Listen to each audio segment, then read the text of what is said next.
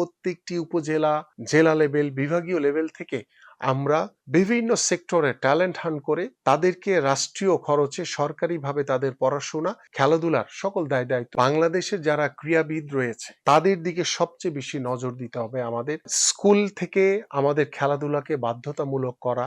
আমি বাংলাদেশের অবকাঠামো তৈরির চেয়ে আমার কাছে যেটি সবচেয়ে বেশি গুরুত্বপূর্ণ, বাংলাদেশের যারা ক্রীড়াবিদ রয়েছে তাদের দিকে সবচেয়ে বেশি নজর দিতে হবে আমাদের। পাশাপাশি আমাদের স্কুল থেকে আমাদের খেলাধুলাকে বাধ্যতামূলক করা। স্কুল থেকে খেলাধুলাকে বাধ্যতামূলক করার মাধ্যমে আমরা একটি সুস্থ জাতি হিসেবে যেমন আমাদের সন্তানদেরকে গড়ে তুলতে পারবো, ঠিক সেইভাবে বাংলাদেশের ফুটবল, ক্রিকেট সহ বিভিন্ন যে খেলাধুলা রয়েছে প্রত্যেকটি খেলাধুলার পাইপলাইনে কিন্তু আমরা অনেক খেলোয়াড় তৈরি করতে পারবো। এটি একটি বিষয়। পাশাপাশি আমাদের ভবিষ্যতে একটি পরিকল্পনা রয়েছে। আপনাদের অনেকেরই মনে আছে যে শহীদ রাষ্ট্রপতি জিয়াউর রহমান ৮০-র দশকে নতুন করে যে সাংস্কৃতিক অঙ্গন থেকে বিভিন্ন ট্যালেন্ট হান্ট করে পরবর্তীতে তারা কিন্তু বাংলাদেশের এই সাংস্কৃতিক অঙ্গনে তারা অত্যন্ত একটি শক্তিশালী অবস্থানে তারা বিরাজমান ছিলেন। আমার কাছে মনে হয় যে আমাদের মাননীয় ভারপ্রাপ্ত চেয়ারম্যান জনাব তারেক রহমানের একটি চিন্তা ভাবনা রয়েছেন।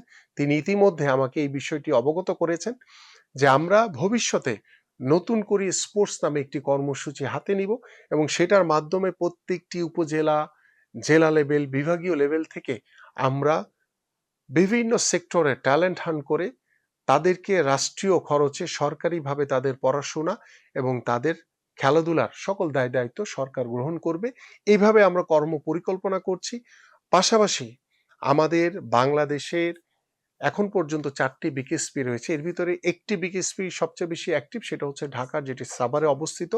অন্যান্য বিকেএসপি গুলো বরিশাল কিংবা সিলেট কিংবা দিনাজপুরে আমরা যতটুকু প্রত্যাশা করি ওইভাবে এখন পর্যন্ত আসলে চালু না।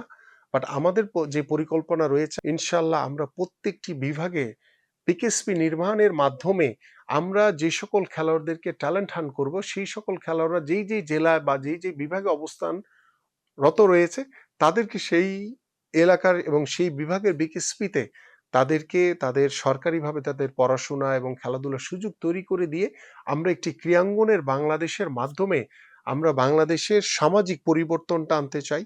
আমরা বাংলাদেশের রাজনীতিতে ক্রীড়াঙ্গনের একটি বিশদ আকার একটি ভূমিকা থাকবে, সেটাও আমরা প্রত্যাশা করি।